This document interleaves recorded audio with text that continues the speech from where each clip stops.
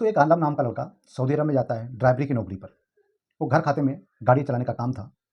लेकिन एक दिन जब उसकी नज़र अपने शेख, अपने मालिक और मालकिन के ऊपर पड़ती है, तो हैरान हो जाता है।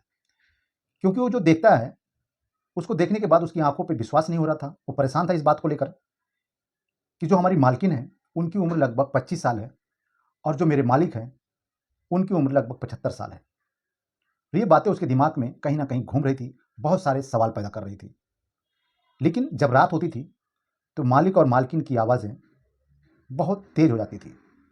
मालकिन की चीखने की आवाज़ रात में उस आलम ने कई बार सुना।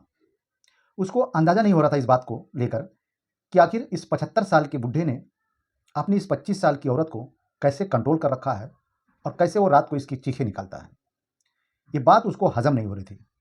अब इस चीज़ को जानने के लिए वो कई ऐसी कोशिशें करता है, लेकिन वो नाकामयाब रहता है। वो डरता है कि अगर इस हरकतों को हमारे मालिक या हमारी मालकिन ने देख लिया, जो मैं छुप छुप के उनको देखने और उनको समझने की कोशिश करता हूँ, तो मुझको न जाने ये लोग क्या करवा लेंगे। आलम इस बात को लेकर अपने एक दोस्त को, जो कि सऊदी में ही काम करता है, उसको बताता है। तो उसका दोस्त बोलता है कि आलम, तू अपने काम से काम रख। ये सऊदी है भाई, इंडिया नहीं है, और यहाँ पे ऐसा ही होता है। कौन किसके साथ क्या करता है, तुमको उस चीज़ से कोई मतलब नहीं रखनी है। तुम अपना काम करो और तुम अपनी सैलरी से मतलब रखो। लेकिन आलम चुप बैठने वाला नहीं था। वो अपनी मालकिन की रात की चीखों को सुनने की हर बार कोशिश करता था। तो आखिर वो 75 साल का बुढ़ा शेख अपनी बीवी को कैसे परेशान करता था। आखिर उस रात में ऐसा क्या होता था जो उसकी मालकिन इतनी तेज तेज चीखती थी, चिल्लाती थी। तो आइए जानते हैं इस कहानी में। तो कहानी को पूरा देखिए, और वीडियो अच्छी लगेगी तो लाइक कर देना, और मेरे चैनल पे नए तो चैनल को सब्सक्राइब जरूर कर लेना। दोस्तों, अगर आपको कहानियाँ सुनना और देखना पसंद है, तो प्लीज़ इस छोटे से भाई के चैनल को भी सब्सक्राइब कर लें।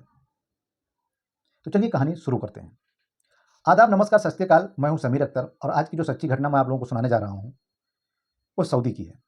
सऊदी में एक आलम नाम का व्यक्ति, जो यूपी के बाराबंकी से है।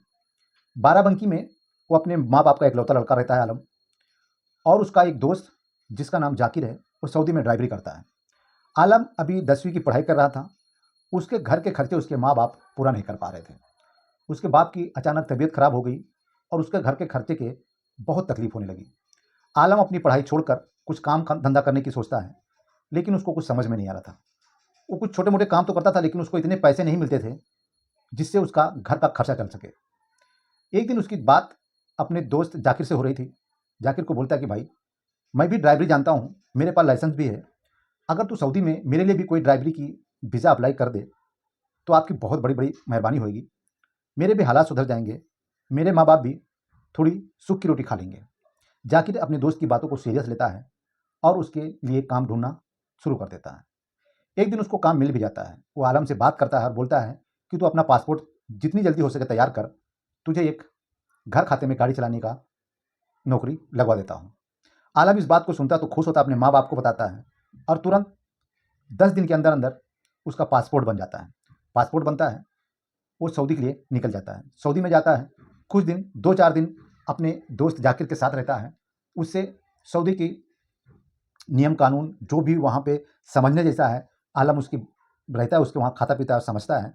उसके बाद जाकिर अपने दोस्त आलम को ले जाकर एक शेख और उसकी बीवी के सामने खड़ा कर देता है। शेख, जिसकी उम्र लगभग 75 साल थी, उसकी बीवी खूबसूरत थी, जवान थी, लेकिन जिस दिन से आलम उसके घर में गया था, उसकी नज़र सिर्फ सिर्फ और सिर्फ यही देख रही थी कि उसकी मालकिन इतनी जवान क्यों है, और उसका शौहर इतना बुढ़ा क्यों है। कहीं ना कहीं हम इंडिया वालों को ऐसे बातें देखने और सुनने में मज़ा भी आता है। आलम को अपने काम से काम रखना मतलब रखना चाहिए था, लेकिन इंडिया वालों को कहाँ हजम होती है। जाकिर उसको वहाँ पे छोड़कर चला जाता है। आलम को एक कमरा ड्राइवर का दे दिया जाता है, उसमें वो रहता है।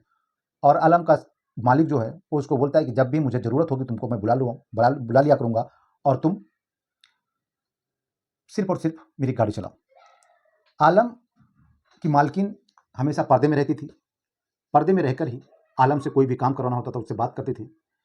लेकिन एक दिन अचानक मालिक के कमरे से मालकिन की चीखने और चिल्लाने की आवाज़ आती है।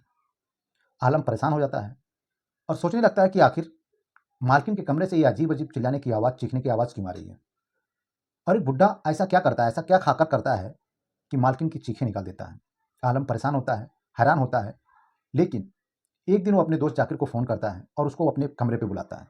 बोलता, भाई यहाँ पे कुछ गड़बड़ चल रहा है और तू आकर यहाँ पे देख, तुझे भी अच्छा लगेगा। जाकिर आलम को समझाता है और समझाते हुए बोलता है कि भाई तू अपने काम से काम रखना।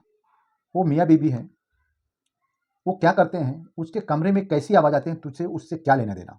लेकिन आलम अपने दोस्त जाकिर को बुलाकर अपने कमरे में रात को 11 बजे बैठालता है और जैसे उस रात में मालकिन की चीखने और चिल्लाने की आवाज़ आने लगती है, ये दोनों दोस्त मालकिन के कमरे में खिड़की पर जाकर उस कमरे की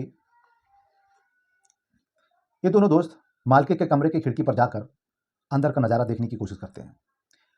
जो चल रहा था उसको देखकर वो दोनों दोस्त ही नहीं, कोई भी देखेगा तो उसकी आंखें फट जाएंगी, उसकी आंखों पे विश्वास नहीं होगा। क्योंकि जो अंदर हो रहा था ऐसा बहुत कम ही होता है कि एक पति अपनी बीबी को किसी और मर्द के सामने पेश करता है और वो मर्द कोई और नहीं, एक काला हबशी होता है जो आलम की मालकिन के साथ शारीरिक संबंध बना रहा है और उसका मालिक उसी कमरे में बैठा देख रहा है और एंजॉय कर रहा है। वो काला हबशी आलम की मालकिन के साथ इतने जोरदार तरीके से संबंध बनाता है कि उसकी चीखें निकलती हैं, वो चिल्लाती है और यही आवाज़ आलम को रोज़ सुनाई देती थी। वो काला हबशी एक अंडरग्राउंड घर था, उसमें रहता था। उसके खाने पीने की सारी इंतजाम उसी घर में कर रखा था उसके सेठ ने, और वो बुढ़ा हो चुका था। ये बात आलम को जब पता चली, जब उसने उस हबशी काले को देखा। आलम और उसका दोस्त जाकिर सोचने पे मजबूर हो जाते हैं कि इस दुनिया में कैसे कैसे लोग हैं। अगर कुछ नहीं हो रहा था तो शादी क्यों की, और अगर शादी की भी तो इसकी क्या ज़रूरत थी कि तुमको भाड़े के मर्द को लाकर अपनी बीबी को संतुष्ट करने की ज़रूरत पड़ गई।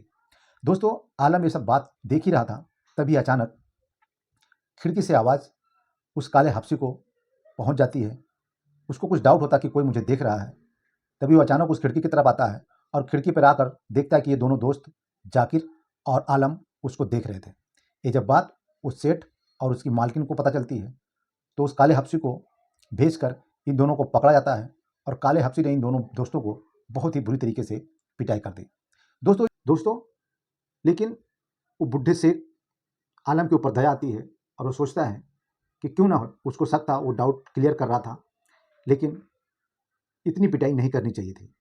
अगर वो बाहर जाकर हमारे घर में जो कांड हो रहा है उसको किसी से कह देगा तो हमारी बहुत बदनामी होगी।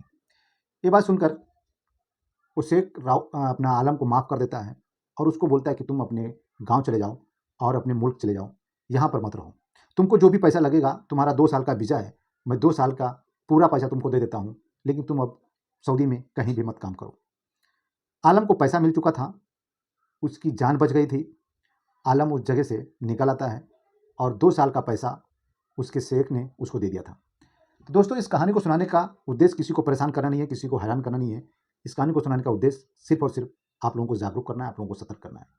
किसके घर में क्या हो रहा है किसी को ताका झाकी करने की कोई ज़रूरत नहीं पड़नी चाहिए। दोस्तों, आलम की गलती थी, उसके घर में कौन किस माहौल में रहता है, किसकी कैसे करती है, इसको नहीं देखना चाहिए था। उस शेख ने जो भी किया अच्छा किया, आलम की ज़िंदगी को बख्श दिया। वो चाहता तो उसके ऊपर बहुत बुरे बुरे इल्ज़ाम लगाकर उसको जेल करवा सकता और सऊदी का कानून उसको कड़ी से कड़ी सज़ा भी देता।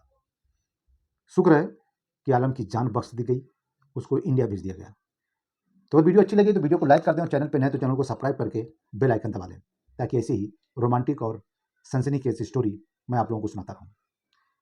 तो अपना और अपनों का ख्याल रखें। मिलता हूँ एक ऐसी ही रोमांटिक स्टोरी के साथ, तब तक के लिए जय हिंद।